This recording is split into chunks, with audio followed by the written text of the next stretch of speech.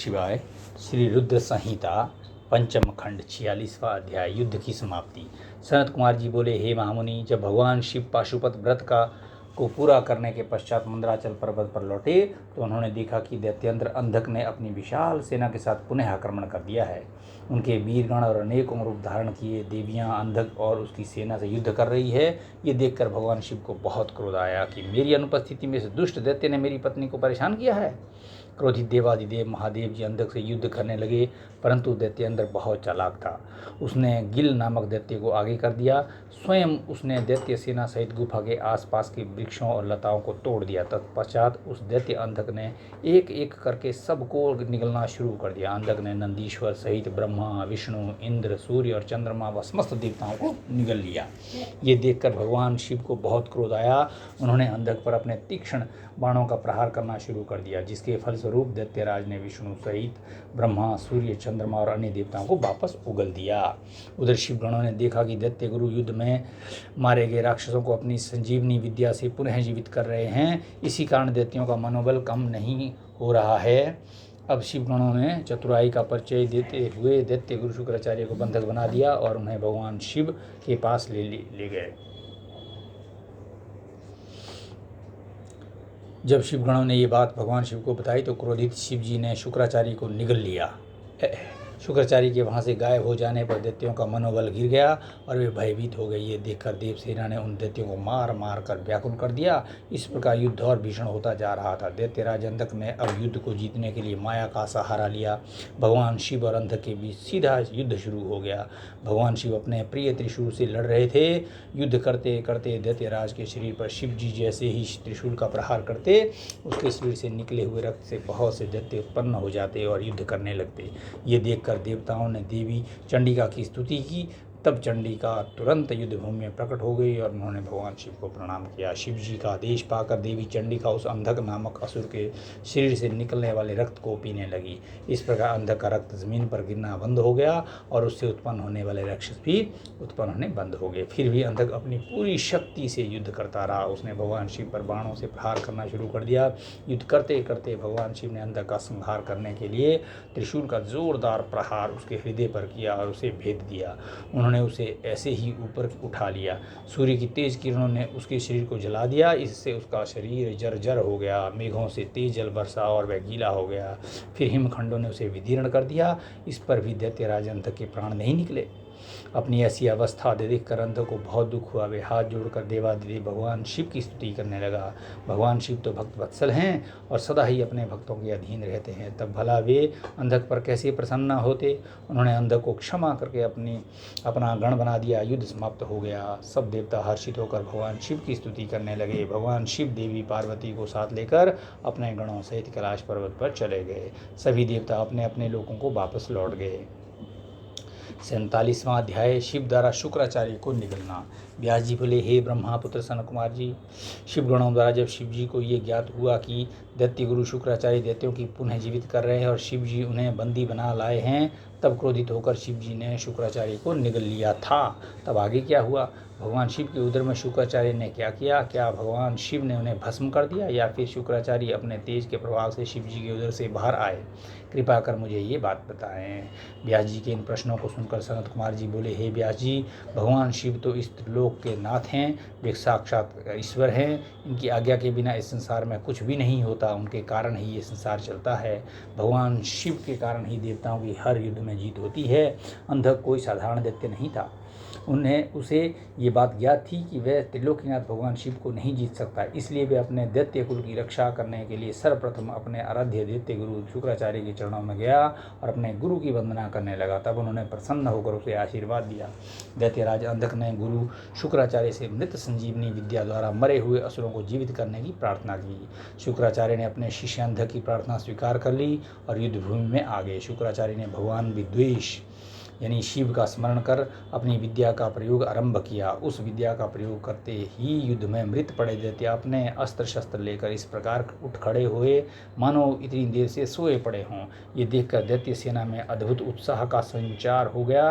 राक्षसों में नई जान आ गई और वे भगवान शिव के गणों से भयानक युद्ध करने लगे। शिवगणों ने जाकर ये समाचार नंदीश्वर को बताया कि शुक्राचार्य अपनी विद्या के बल से मरे हुए दैत्यों को जीवित कर रहे हैं। ये जानकर नंदी सिंह की भांति दैत्य सेना पर टूट पड़े और उस स्थान पर जा पहुँचे जहाँ शुक्राचार्य बैठे थे। अनेकों दैत्य अपने गुरु की रक्षा करने के लिए चारों ओर खड़े थे। नंदी ने शुक्राचार्य को इस प्रकार पकड़ लिया जैसे शेर हाथी के बच्चे को पकड़ लेता है। वे उन्हें उठाकर तेज गति से वहां से निकल पड़े। नंदीश्वर को इस प्रकार अपने गुरु को उठाकर ले जाते देखकर सभी दैत्य उन पर टूट पड़े, परंतु नंदी अपनी वीरता का परिचय देते हुए सबको पछाड़ते हुए आगे बढ़ते रहे। नंदी के मुख से भयानक अग्नि वर्षा हो रही थी, जिससे दैत्य उनकी ओर नहीं बढ़ पा रहे थे। इस प्रकार कुछ ही देर में नंदी शुक्राचार्य का अपहरण करके उन्हें भगवान शिव के सम्मुख ले आए। नंदी ने सारी बातें भगवान शिव को कह सुनाई। ये सब सुनकर देवाधिदेव महादेव जी का क्रोध बहुत बढ़ गया और उन्होंने दैत्य गुरु शुक्राचार्य को अपने मुंह में रखकर इस प्रकार निगल लिया जिस प्रकार कोई बालक अपनी पसंदीदा खाने की वस्तु को पल भर में ही सटक जाता है। 48वां अध्याय शुक्राचार्य की मुक्ति। व्यास जी ने पूछा, हे सनत कुमार जी, शुक्राचार्य को जब भगवान शिव ने निगल लिया तब फिर क्या हुआ?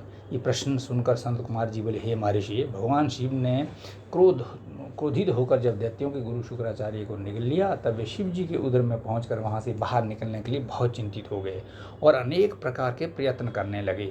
जब वे किसी भी प्रकार से बाहर नहीं निकल पा रहे थे तब उन्होंने भगवान शिव के शरीरों में छिद्रों की खोज करनी शुरू कर दी, परंतु सैकड़ों वर्षों तक भी उन्हें कोई ऐसा छिद्र नहीं मिला जिससे वे बाहर आ सकते थे। इस प्रकार शुक्राचार्य बाहर ना निकल पाने के कारण बहुत दुखी हुए और उन्होंने शिव जी की आराधना करने का निश्चय किया। तब उन्होंने शिव मंत्र का जाप करना आरंभ कर दिया। शिव मंत्र का जाप करते करते शुक्राचार्य शिव जी के शुक्राणुओं द्वारा उनके लिंग मार्ग से बाहर आ गए और हाथ जोड़कर भगवान शिव की स्तुति करने लगे। तब भगवान शिव और देवी पार्वती ने शुक्राचार्य को अपने पुत्र रूप में स्वीकार किया और मुस्कुराने लगे। शिव जी बोले, हे भृगुनंदन, आप मेरे लिंग मार्ग से शुक्र की तरह बाहर निकले हैं, इसलिए आज से आप शुक्र नाम से विख्यात होंगे। आज से तुम मेरे और पार्वती के पुत्र हुए और सदा संसार में अजर अमर रहोगे। तुम्हें आज से मेरा परम भक्त माना जाएगा। तब शुक्राचार्य भगवान शिव की स्तुति करते हुए बोले, हे देवादिदेव भगवान शिव, आपके सिर, नेत्र, हाथ, पैर और भुजाएं अनंत हैं। आपकी मूर्तियों की गणना करना सर्वथा असंभव है। आपकी 8 मूर्तियां कही जाती हैं और आप अनंत मूर्ति भी हैं। आप देवताओं तथा दानवों सभी की मनोकामनाओं का अवश्य पूरा करते हैं। बुरे व्यक्ति का आप ही संहार करने वाले हैं। मैं आपके चरणों की स्तुति करता हूँ। हे प्रभु, आप मुझ पर प्रसन्न हों। दैत्य गुरु शुक्राचार्य की ऐसी स्तुति सुनकर भक्त वत्सल भगवान शिव बहुत प्रसन्न हुए। तत्पश्चात भगवान शिव से आज्ञा लेकर शुक्राचार्य पुनः असुर सेना में चले गए और तब से वे शुक्राचार्य के रूप में विख्यात हुए। 49वां अध्याय अंधक को गणत्व की प्राप्ति। सनत कुमार जी बोले, हे महामुनि व्यास जी, भगवान शिव के उदर में शुक्राचार्य ने शिव मंत्र का जाप कर बाहर आने का मार्ग खोज लिया और बाहर आकर शिव जी की आज्ञा पाकर वहां से पुनः असुर राज्य में चले गए। तत्पश्चात 3000 वर्षों के बाद वे वेदों का पाठ करने वाले शुक्राचार्य के रूप में पृथ्वी पर पुनः शिव जी से उत्पन्न हुए। दूसरी ओर अंधक को भगवान शिव ने अपने त्रिशूल पर उसी प्रकार लटकाया हुआ था। दैत्य गुरु शुक्राचार्य ने देखा कि दैत्यराज अंधक उसी त्रिशूल पर लटका हुआ है। उस त्रिशूल से देवाधिदेव भगवान शिव ने उसे मारने के लिए आघात किया था। उसे देखकर उन्हें आश्चर्य हुआ कि अंधक के प्राण अभी तक नहीं निकले हैं और वह उसी प्रकार त्रिशूल पर लटका हुआ भगवान शिव के 108 नामों से उनकी स्तुति कर रहा है। अंधक की इस प्रकार से स्तुति से प्रसन्न होकर भगवान शिव ने अंधक को त्रिशूल के अग्रभाग से नीचे उतार लिया और उस पर दिव्य अमृत की वर्षा की तथा उससे कहा, हे दैत्येंद्र, मैं तुम्हारी इस उत्तम भक्ति भावना से बहुत प्रसन्न हूँ। तुमने नियम पूर्वक मेरी आराधना की है। तुम्हारे मन में जितनी भी बुराई और पाप थे सब तुम्हारी शुद्ध हृदय से ही स्तुति से धुल गए हैं और तुम्हें पुण्य की प्राप्ति हुई है। मैं प्रसन्न हूँ। तुम जो चाहो वर मांग सकते हो। मैं तुम्हारी कामना अवश्य ही पूरी करूँगा। भगवान शिव के ये वचन सुनकर, अमृत वचन सुनकर दैत्यराज अंधक बहुत प्रसन्न हुआ और बोला, हे भगवान, मैं दोनों हाथ जोड़कर आपसे अपने द्वारा किए गए बुरे कार्य और अपराध के लिए क्षमा मांगता हूँ। आप मेरे अपराधों को कृपा पूर्वक क्षमा करें। पूर्व में मैंने आपके और माता पार्वती के विषय में जो भी बुरा बोला या सोचा हो उसके लिए मुझे खेद है। मैंने ये सब अज्ञानवश ही किया है। अब मैं एक दीन भक्त बनकर आपकी शरण में आया हूँ। मुझे मेरे द्वारा किए गए अपराधों के लिए क्षमा करें। हे देवादिदेव, मैं आपसे वरदान में सिर्फ यही मांगना चाहता हूँ कि आप मैं और माता पार्वती में मेरी अगाध श्रद्धा भावना भक्ति बनी रहे, मेरे मन में कभी भी कोई बुरा विचार ना आए, मैं शांत हृदय से सदैव आपके नाम का स्मरण व चिंतन करता रहूं, मुझ में कभी भी असुरी तत्व घर ना कर पाएँ, यही वरदान मुझे प्रदान कीजिए। अंध के ये वचन सुनकर पुनः भगवान शिव और माता पार्वती के ध्यान में मग्न हो गए। भगवान शिव की कृपा दृष्टि उस पर पड़ते ही उसे होगा अपने पहले जन्म का स्मरण हो आया। उसके सभी मनोरथ पूर्ण हो गए। भक्त वत्सल भगवान शिव ने प्रसन्न होकर अंधक को अपना गण बना लिया और उसे इसका इच्छित वरदान दे दिया। 50वां अध्याय, शुक्राचार्य को मृत संजीवनी की प्राप्ति। सनत कुमार जी बोले, हे व्यास जी, अब मैं आपको ये बताता हूँ कि दैत्य गुरु शुक्राचार्य को भगवान शिव से मृत्युंजय नामक मृत्यु को जीतने वाली उत्तम विद्या कैसे प्राप्त हुई। एक बार की बात है, शुक्राचार्य वाराणसी नामक नगरी में जाकर भगवान विश्वनाथ का ध्यान करते हुए उनकी घोर तपस्या करने लगे। इससे पूर्व उन्होंने वहाँ भगवान शिव के शिवलिंग की स्थापना की तथा वहाँ एक रमणीक कुआं भी खुदवाया। तत्पश्चात उसमें शिवलिंग को 32 सेर पंचामृत में 1,00,000 बार अभिषेक कराने के बाद सुंदर सुगंधित द्रव्यों से स्नान कराकर उस मृतमय ज्योतिर्लिंग की स्थापना की। फिर शिवलिंग पर चंदन और यक्ष कर्दम का लेप किया। राजचंपक, धतूर, कनेर, कमल, मालती, कर्णिकार, कदम्ब, मौलसिरी, उत्पल, मल्लिका यानी चमेली, शतपत्री, ढाक, सिंधुवार, बंधूक पुष्प, पुनांग, नाग केसर, नव मल्लिक, रक्तदला, कुंद, मोतिया, मंदार, विलपत्र, गुमा, मरुआ, ब्रिक, गंठीवन, दौना, आम के पत्ते, तुलसी, देवजवासा, बृहत्पत्री, नांदरुख, अगस्त्य, साल, देवदारू, कचनार, कुरवक और कुरंतक के फूलों और अनेक प्रकार के पल्लवों से भगवान शिव की विधिवत पूजा अर्चना की। भगवान शिव के सहस्रों नामों का जाप कर उनकी स्तुति की। इस प्रकार दैत्य गुरु शुक्राचार्य 5000 वर्षों तक अनेक प्रकार एवं विधि विधान से शिव जी का पूजन करते रहे, परंतु जब भगवान शिव फिर भी प्रसन्न न हुए तो शुक्राचार्य ने और घोर तपस्या करने का निश्चय किया। तब उन्होंने इंद्रियों की चंचलता को दूर करने के लिए उसे भावना रूपी जल से प्रक्षालित किया और पुनः शिव जी की घोर तपस्या करने लगे। इस प्रकार 1,000 वर्ष बीत गए।